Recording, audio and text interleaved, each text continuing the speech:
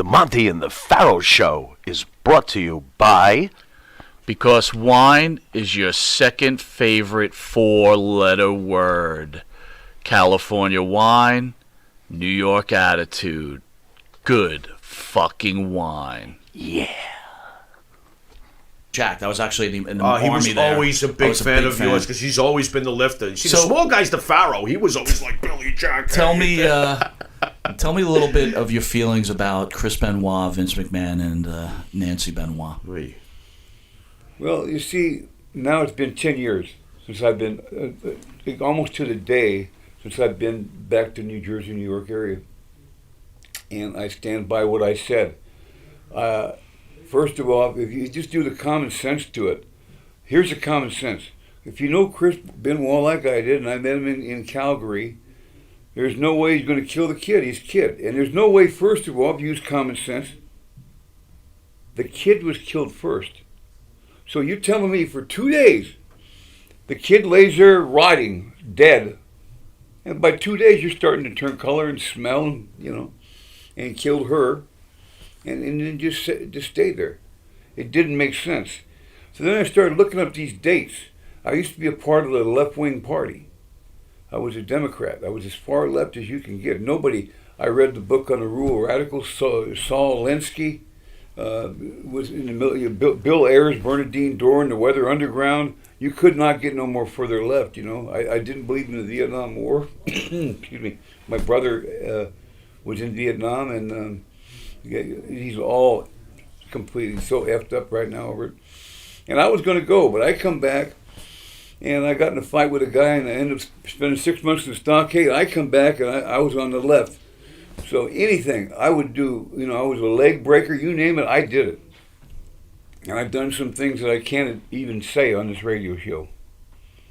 And if I did, they'd come right through that door right now. And I'm not that stupid. Because it's too late in life. I haven't got that long to live anyway. You're looking at, like I said, you're looking at a dead man. I should have been dead a long time ago. Yeah, but you're going to get the procedure, so I don't want to hear this dead guy stuff. That's not the reason. Okay. There'd be other reasons. You lived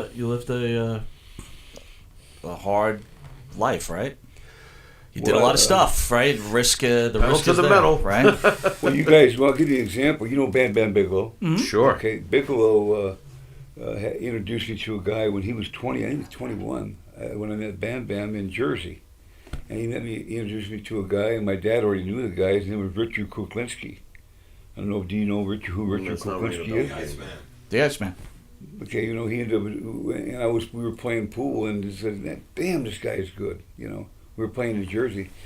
And then it ends up being Richard Kuklinski. He's this big guy, And he ended up jacking like 200 people. Wow. I mean, killing, murder, contract murder.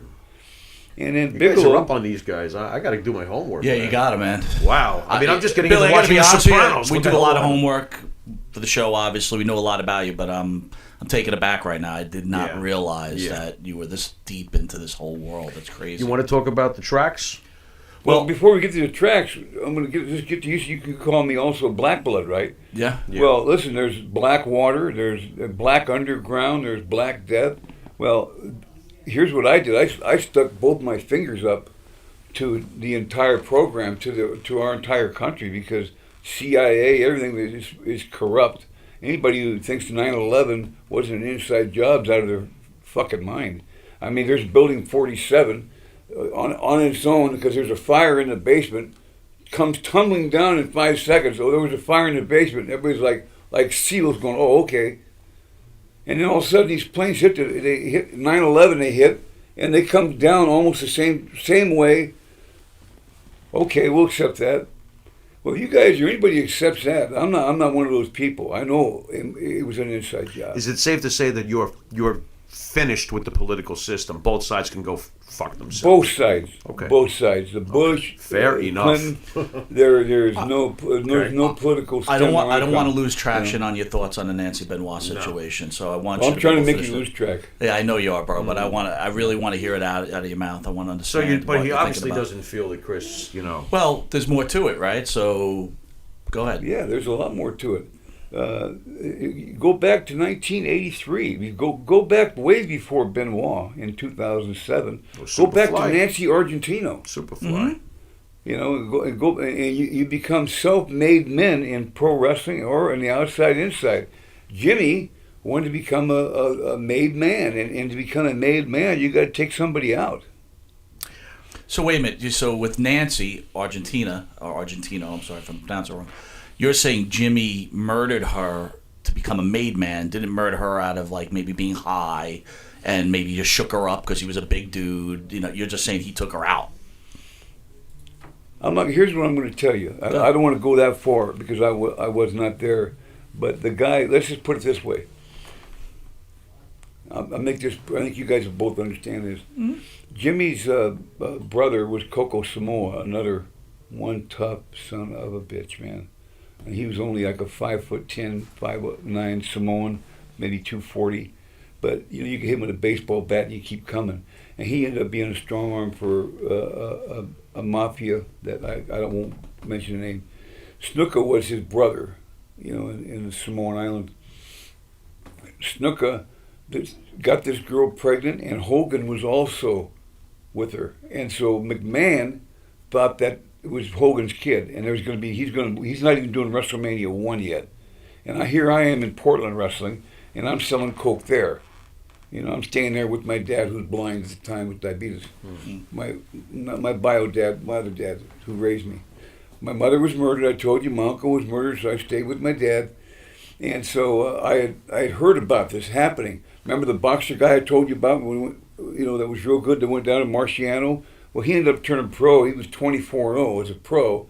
And he went to prison, and he lost his last 3 fights and got out of it. And he became a gangbanger. And he told me flat out that there was a contract out on this girl, this Nancy Argentino. Really? Whoa. So he did contract hits. Everybody who knows me in Oregon will say, yeah, geez, Billy, you got a lot of balls to say that. But anybody who knows the guy, his name is, you can go on, in fact, I'll even say his name so you can look him up. Good. His name is Harold Pinland, a.k.a. Willie Nelson, not the singer, but he's a boxer. You look up his record, he's 24-0. And then he went to prison, he come back out in 66 and lost his last 3. So he became a vice cop and a gangbanger and a hitman and you name it. So here I am now, my lies on this guy. And he told me that there was a contract. And Richard Kuklinski was the guy that was supposed to take this girl out. Mm. Richard Kuklinski. Yeah. But he wouldn't kill a woman. He wouldn't do it. So Bill, did you know that the Iceman didn't kill women? I did not know that. Well, you look him up, you'll see. You'll see. What an asshole.